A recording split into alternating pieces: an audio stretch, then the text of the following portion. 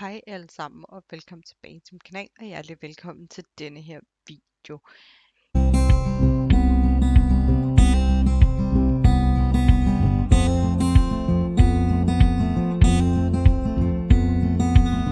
Jeg har lige åbnet spillet, og der er simpelthen kommet en invitation til at hænge ud og tage lidt ud.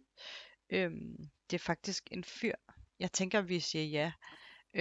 Det er faktisk en, jeg har hentet fra galleriet, og så har jeg flyttet ham ind i et hus, og tænkt, fordi nu gik det ikke så godt med de der fyre, fordi de alle sammen er optaget, eller mærkelige, eller et eller andet.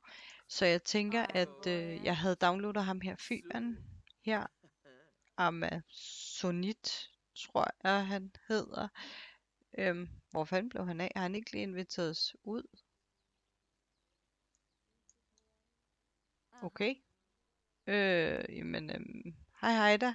Skal vi så ikke prøve at se, om han vil hænge ud her. Og så har jeg arbejdet lidt på deres forhold, som I kan se, at de er en lille smule venner, og har en lille smule flirtations. En lille smule flirt. Altså, hvor fanden blev han af? Han har inviteret os ud, og så gik han, og nu kan jeg ikke kalde ham hen eller noget. Ej, ved I hvad? Så gider jeg ikke være her. Nej, det bliver lidt... Hvorfor har hun ikke sine briller på?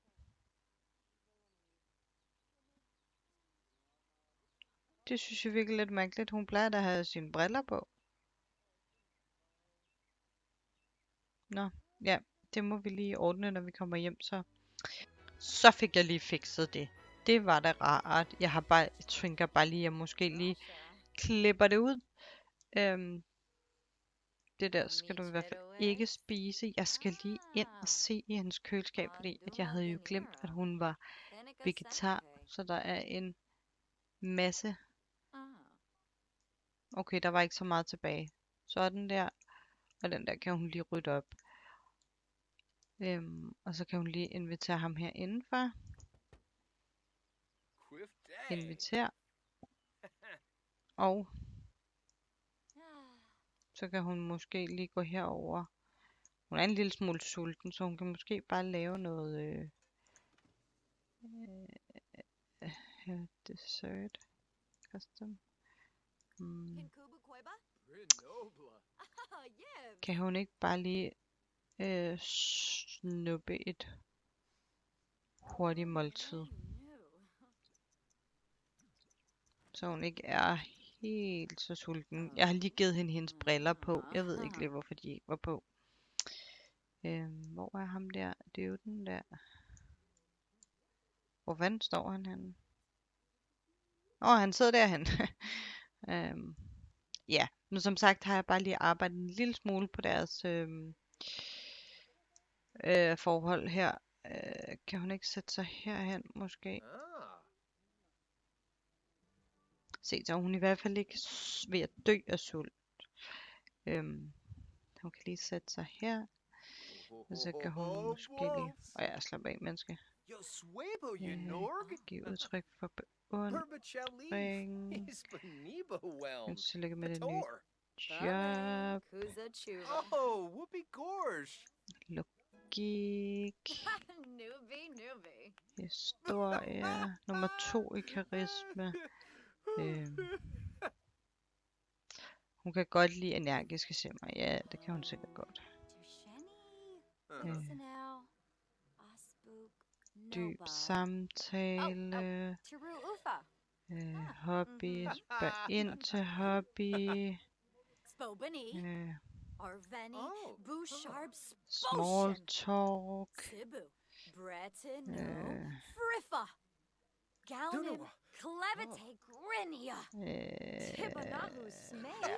Kende. Altså nu er det jo gået galt så mange gange, så jeg er lidt bange for at begynde at flirte med the boy her, eller the man, eller whatsoever you know. call him. That is. Øhm, Yibs. så jeg prøver bare totalt Button at få Grubby? det her. Gibbs. Ooh, Serpino Fine. Ooh, Han gourmet. er madelsker. Ah. Zator. Hvad med sjov? Small talk. Floima Sharnu. Øhm, Yoyum. Button Nå. Grubby. okay, nu prøver jeg Yibs. at bevæge mig ud i det her. Griff. Så hvis vi nu starter lidt blidt her. Oh. Sul. Ziffel. Okay, det virker som om det er han ikke helt Narfa Garsha. afvisende over for det så. her flirtation. Hvad hvis vi siger fuck? Sexy. Hey, sexy lady. Argla. Narglay. Ej, det gad han så ikke. Fuck. Pis os. Giv ham et kram måske. Curva. Og det gad han godt. Okay. Imka Floof. Yibs. Rena. Okay, lad os lige dele Circuit sladder. Blue. Schmazzle. Chimere Jabeen Slawfish. Eno Planar. Jabeen. Oh, Jarbin Decol. Fuck, jeg har ondt i maven over det her, at der ikke er nogen Oh, boys. Moosh Bepso. Der vil jeg også, men nu er det da en Far behagelig Kinnick samtale. Swars Orinka. Arvani Shop Shim. Zubar. Bisic Musma Florib. Bruhana. Er der ikke den der, hvor man kan Chor. Eric. Gibbs. Passanu. Oh, Suna. Nard. Veranoi. Quaba. shit, man, hvor er det blevet Chibi. Darboy. svært at Lamina Galpa flirte med de Fino her Cho. boys. Nulit. Bepson Nikoi. Shiche. Ooh. Yikla Shippy. Plos Quicksilver Shoot. Naya Floof. Skoo. Yospa. Bonin Grabby. Ej, fuck, og Yibs. død, altså. Nå. Har vi ikke et eller andet? Lad os give ham nogle af dem der. Oh, Narfa. Hvad med... Kimba Darfy. Delso. Tribs. Iba. Fazik Fazur. Rix. Gasha Fwibs. Gorb. Brabna Guivi. Fazoo. Pongi de Fui Nutch. Hey. Oh.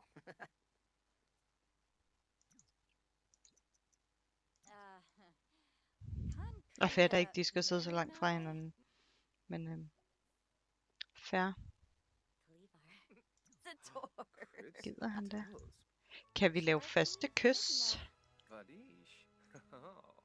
Første kys. Yes. Dag Yes, yes, dag. yes. Oh, skip around.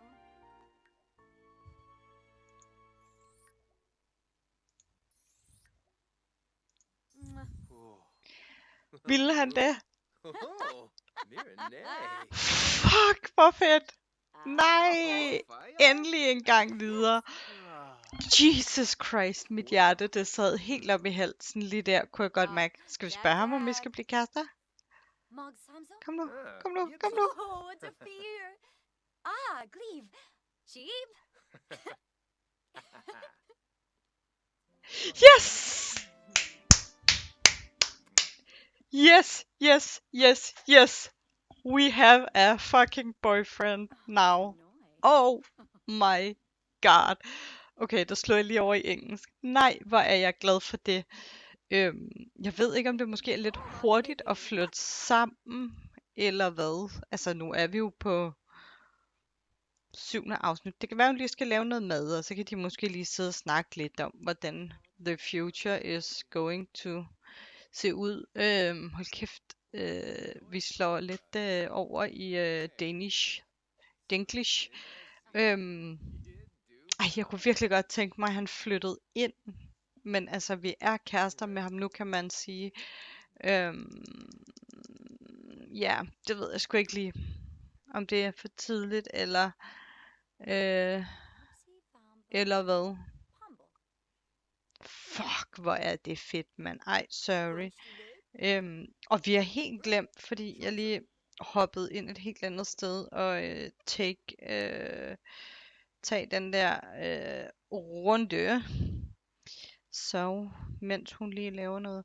Jeg kunne rigtig godt, jeg har tænkt meget over det. Jeg vil spørge, om du har lyst til at flytte sammen. Altså, nu spørger han jo selv, så ej, jeg tænker, vi gør det. Ja, det gør vi fandme. Så fik vi også lidt monies. Og selv møblerne på grund. Det fjerner for huset, bliver så okay. Okay. Fair nok. Vi har så fået os en boyfriend, og han er flyttet ind og alt muligt. Har han egentlig et arbejde? Det kunne jeg godt lige tænke mig at vide. Arkeolog. Ja, det har han. Han er astronaut. Super. Fair nok. Wow, hvor er jeg glad for, det lykkes.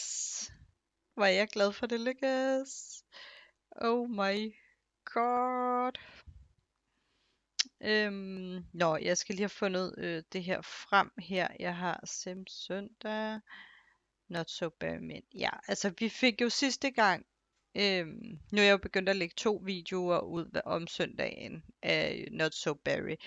Og vi fik jo i sidste afsnit, der nåede vi niveau 10 i logik. Og vi blev også forfremmet, det var så afsnittet før, så nu er vi juniorpelfinger. Og det skal vi også have arbejdet lidt på at komme videre, fordi den kan godt komme til at tage lang tid, kan jeg godt fornemme. Men ja, og så har vi, vi er også rimelig godt, ja, ballade 6. Og stræbnen er vi også ret godt med i. Mangler vi ikke kun de der 2? Jo, det gør vi. Vi mangler de 2. Kan vide om... hvor fanden gjorde du af det mad, du var i gang med at lave? Har du glemt det ind i ovnen, eller hvad? Hvor fanden blev det af? Nå. Så lad os lige få rester. Kan du ikke også lige få nogle rester? Ja, slap nu af. Du kan jo godt komme til lige om lidt, din ged. Jeg tænker ikke, vi fokuserer alt for meget på hans stræbner og hans karriere og sådan noget. Selvfølgelig hans behov, og hvis vi får børn, at han kan hjælpe til med det. Men jeg tænker, at stræbnen og karrieren er ikke det, vi fokuserer på. Der fokuserer vi altså på hende, fordi det er ligesom hendes challenge. Jeg skal lige sidde anderledes. Fuck, det gør ondt i mine ben. Nå. Ja, og så mangler vi nogle elementer, men er der ikke en måde hernede, mener jeg, at man kan se de der samlinger? Er det hernede et sted?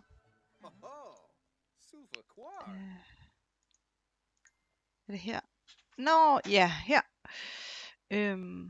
Jeg skal lige ned til den samling, vi er i gang med. Okay, vi har faktisk også fået mange af dem. Og dem der metaller, krystaller. Her elementer, vi mangler 1, 2, 3, 4 elementer. Og den der, det er kun hvis man har arbejdstid. Og så er der de der fotos der, dem er vi ikke så interesseret i, tænker jeg.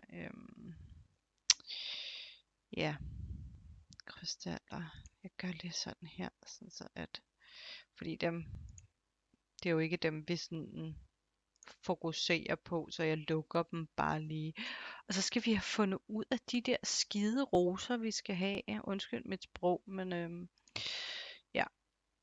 Super duper. Upti wupti. Ja.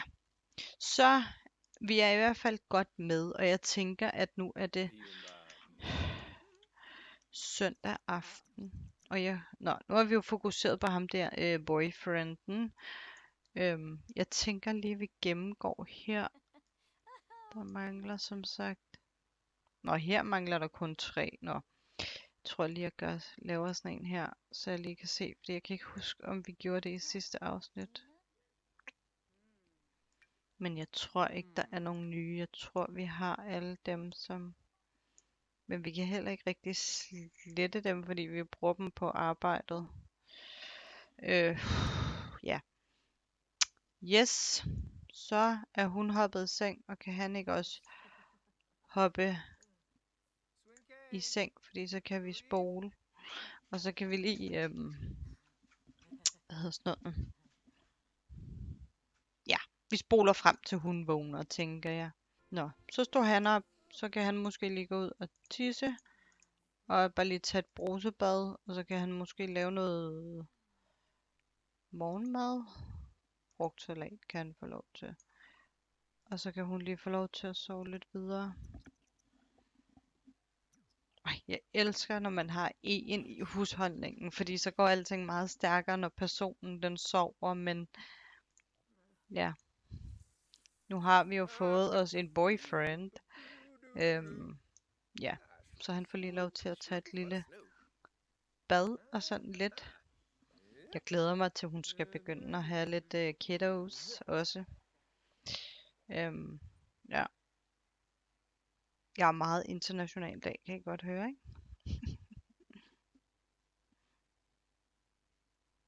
Men, yes, så laver han lige lidt morgenmad. Jeg tror så bare lige, jeg gør sådan her.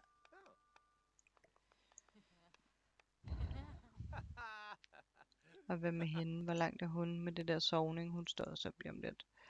Og han skal være på arbejde om en time. Og jeg tænker, hun går ud og tisser. Og hvornår er det, hun skal være på arbejde?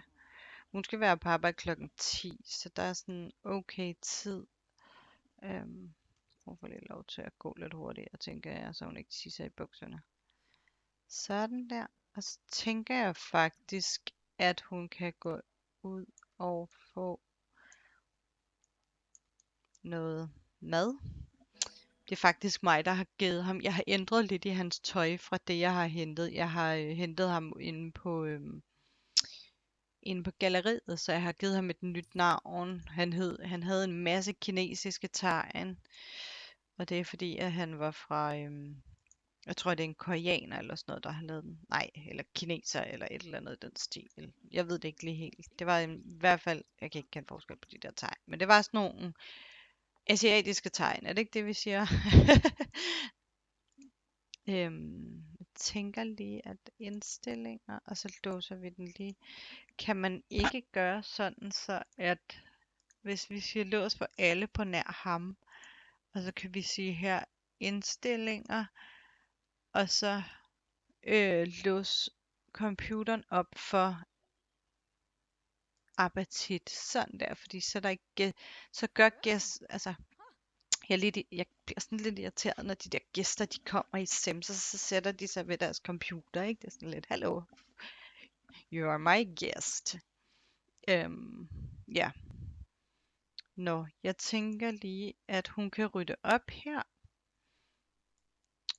Og så kan hun gå ud, fordi at nu klokken vil være 9. Lad os bare lige sige, nej tak.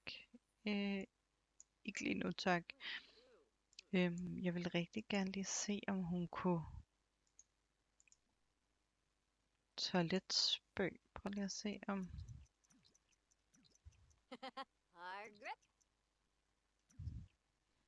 Hvad med opgradering? Nej. Nu er klokken 9. Ja. Og hun skal være på arbejde om en time, så jeg tænker, hun lige kan tage et eftertænksomt bad, fordi så håber vi, at hun er fokuseret, når hun kommer på arbejde, fordi det synes jeg hjælper lidt på det der med forfremmelse og sådan noget. Og jeg kan faktisk se, at Hun har 6 gennembrud, og hun hedder fremragende lige nu. Så vi mangler bare en god arbejdsdag, og så håber jeg, at vi bliver forfremmet til serum designer.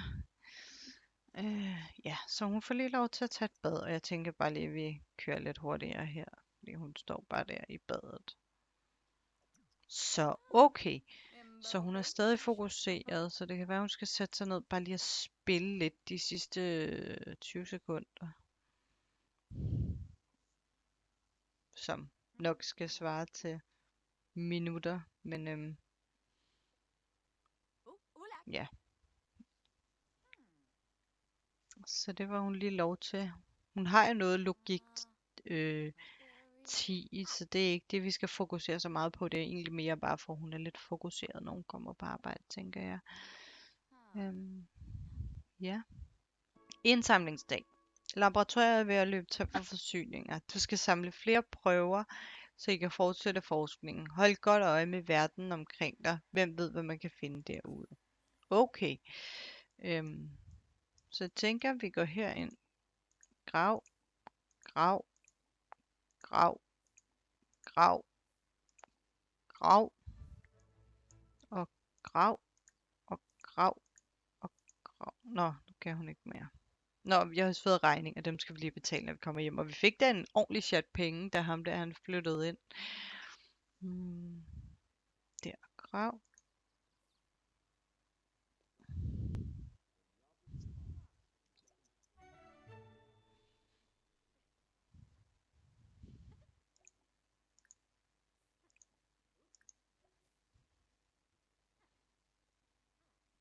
Okay, så det skal vi gøre 10 gange.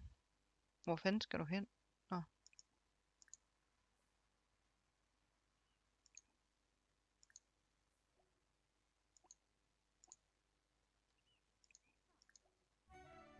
Okay, jamen, det kommer vi da op på. Så kan det også være, at der er nogle af de der 3 sidste elementer, vi mangler. Sådan der. Og så en mere her. Og der kom en mere der. Og der er nogle her også. Det er simpelthen hovedopgaven, at vi skal finde de her samle ting.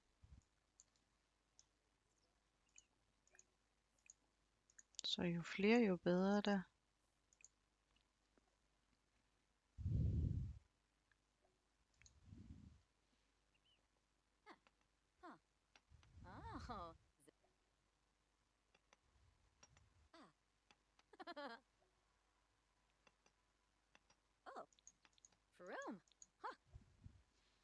Næsten.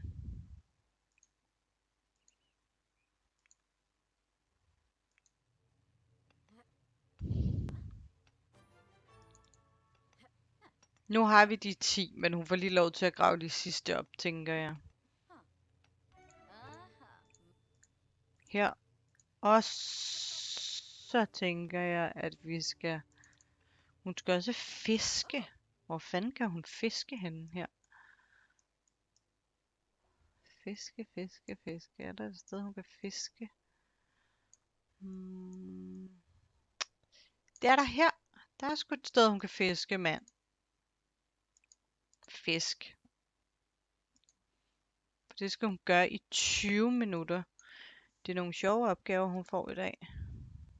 Men ja.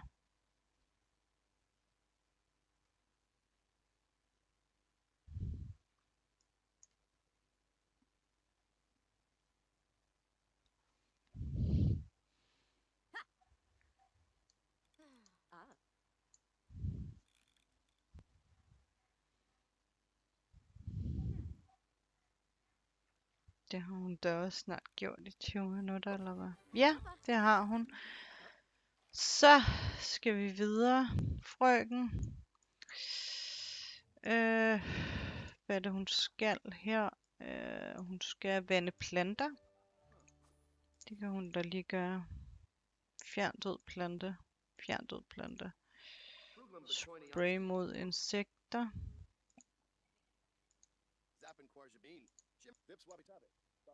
Ej, hun skal ikke...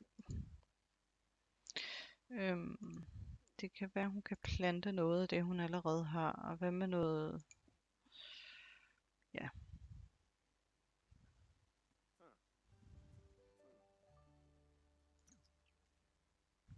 Ja.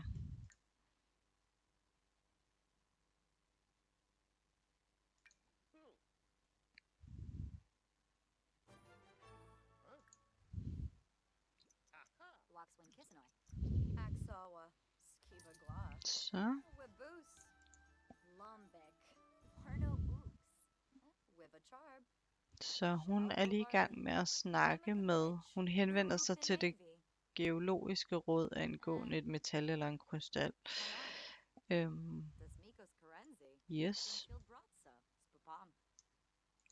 Shusha Ulak. Så bagefter skal hun ind og transformere noget, men hun skal lige snakke færdig her, kan jeg se. Vi må lige se, hvordan det går, eller om vi skal blive lidt længere. Går vi herind, så transformerer vi lige det der. Så. Yes. Jabba dubba dage. Nå. Transformer et samle. Klik på et samleobjekt. Et samleobjekt. Hvad er det her? Klik på et samleobjekt. Transformer der, sådan der. Okay, jeg troede bare, vi skulle transformere et eller andet. Det kan være, at man lige skal huske at læse, hvad man egentlig lige skal. Nu får hun lige lov til at transformere det her. Ej, jeg er så glad for, at det lykkedes at få en kæreste, og at vi blev forfremmet sidste gang, og logik og alt muligt. Så jeg tror lige, vi bliver lidt til sent. Hvad skal hun? Hun skal snakke med en kollega. Det kan hun jo godt lige gøre. Hun kan jo bare lige sige ros arbejdsindsats.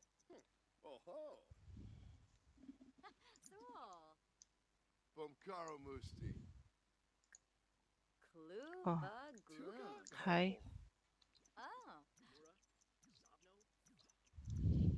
Nå. Så skal hun pille ved en computer. Kan vi gøre det? Karriere.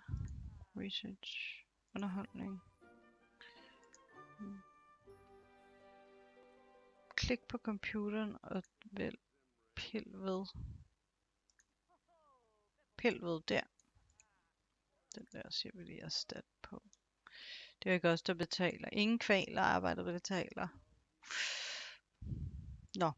Jeg vil hellere lige hen og pille ved den der computer, kan jeg se. Se, hvad det der rabattjek. Nå, ja, vi skal ikke rigtig købe noget. Nej. Så. Der er lige 2 timer tilbage på hendes arbejde.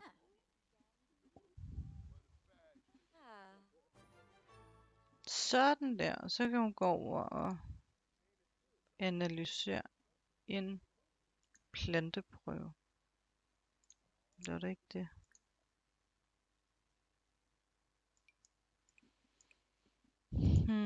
En planteprøve. Analysør planteprøve, der var den.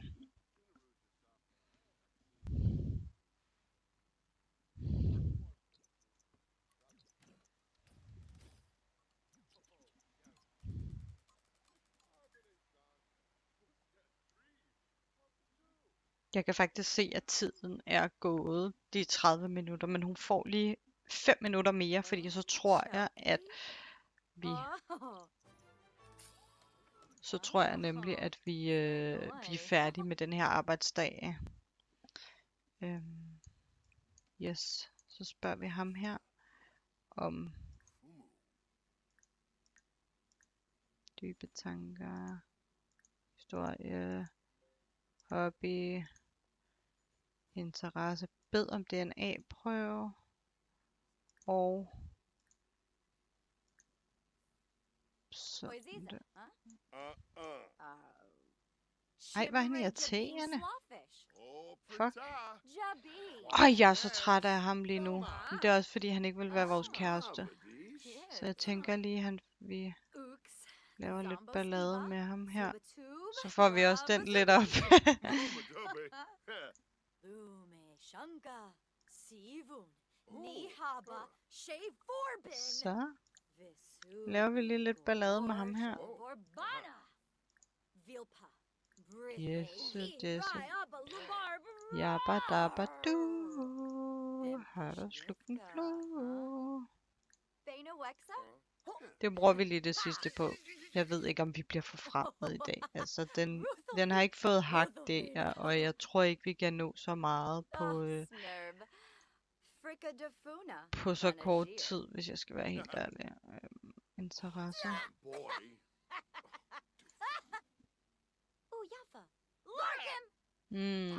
Vi prøver lige igen. Ellers må vi finde en anden.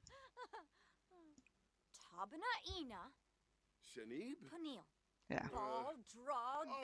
Kommer den ikke også en lille smule op nu, den der? Jo, næsten i niveau 7. Nå, men så.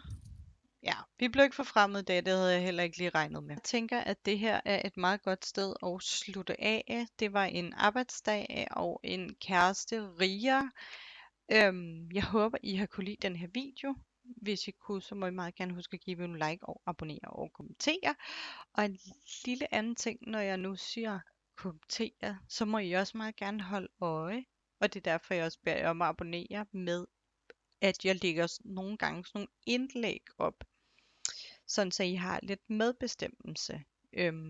Det er sådan nogle, hvor man kan svare ja eller nej, eller lige nu, den jeg har lagt op for et par dage siden, det er om I ønsker 2 Sims søndag videoer om søndagen i stedet for en. Og jeg kan se, der er nogen, der har været inde og svare, men I må meget gerne selv, eller alle sammen hedder det, gå ind og kigge. De plejer at ligge under, tror jeg, det der hedder indlæg eller fællesskab eller sådan noget. Men, og ellers, hvis I kunne tænke jer at følge med i livet bag kameraet, så vil mine sociale medier som altid være skrevet ned i beskrivelsesboksen, og ellers må I have et dejligt til sidst igen. Hej!